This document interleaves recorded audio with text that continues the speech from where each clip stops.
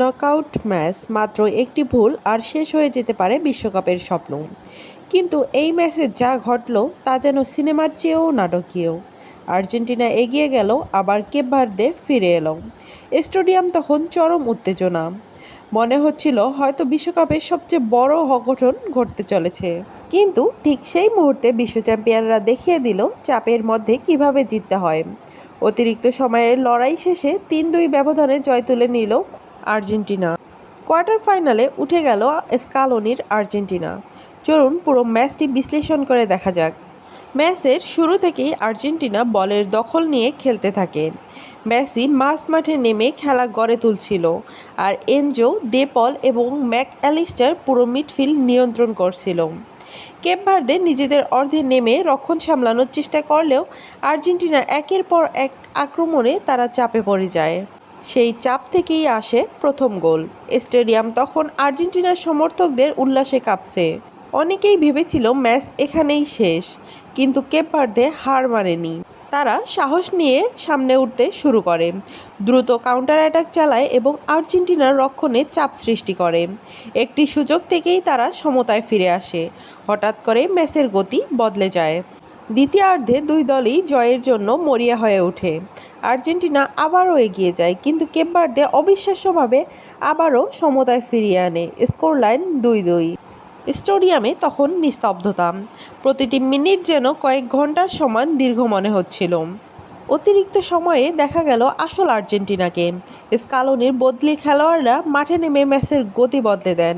মেসির নেতৃত্ব, মিডফিল্ডের নিয়ন্ত্রণ এবং আক্রমণ ভাগে ধারাবাহিক চাপ শেষ পর্যন্ত কেপ ভার্দে রক্ষণ ভেঙে দেয়। অবশেষে আসে সেই কাঙ্ক্ষিত গোল। গ্যালারি বিস্ফোরিত হয় উচ্ছ্বাসে। শেষ বাঁশি বাজার সঙ্গে সঙ্গে আর্জেন্টিনা খেলোয়াড়রা উদযাপনে মেতে ওঠেন, আর কেপ ভার্দের খেলোয়াড়রা মাথা নিচু করে মাঠ ছাড়েন। এই ম্যাচে স্কালোনির সবচেয়ে বড় সাফল্য ছিল সঠিক সময়ে পরিবর্তন আনা। তিনি বুঝেছিলেন শুধু বলের দখল রাখলেই হবে না, ম্যাচের গতি বাড়াতে হবে। বদলি খেলোয়াড়দের মাধ্যমে আক্রমণে নতুন গতি আসে, আর সেটাই শেষ পর্যন্ত জয়ের পার্থক্য করে দেয়। এই ম্যাচে মেসি শুধু একজন ফরোয়ার্ড ছিলেন না, তিনি পুরো দলের নেতা ছিলেন। প্রতিটি গুরুত্বপূর্ণ মুহূর্তে বল পেয়েছেন, খেলা গড়েছেন এবং সতীর্থদের আত্মবিশ্বাস জুগিয়েছেন।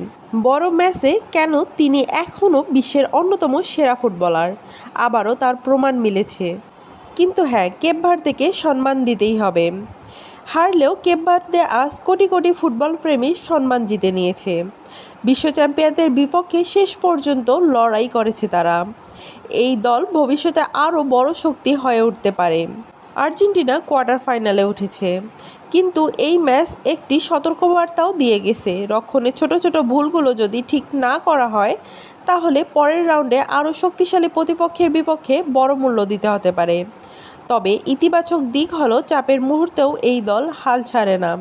এটাই চ্যাম্পিয়নদের সবচেয়ে বড় শক্তি। বিশ্বকাপ জিততে শুধু ভালো ফুটবলার খেললেই হয় না, দরকার মানসিক শক্তি, ধৈর্য এবং শেষ মুহূর্ত পর্যন্ত লড়াই করার সাহস। আর আজ আর্জেন্টিনা সেটাই দেখিয়েছে। ৩-২-এর এই জয় শুধু কোয়ার্টার ফাইনালের টিকিট নয়, এটি পুরো বিশ্বকে একটি বার্তা। বিশ্ব চ্যাম্পিয়নরা এখনও শেষ হয়ে যায়নি, তারা এখনও ট্রফির সবচেয়ে বড় দাবিদার। আপনার মতে এই ম্যাচে সেরা খেলোয়াড় কে ছিলেন? আর কোয়ার্টার ফাইনালে আর্জেন্টিনা কি আরও শক্তিশালী পারফরমেন্স দেখাবে?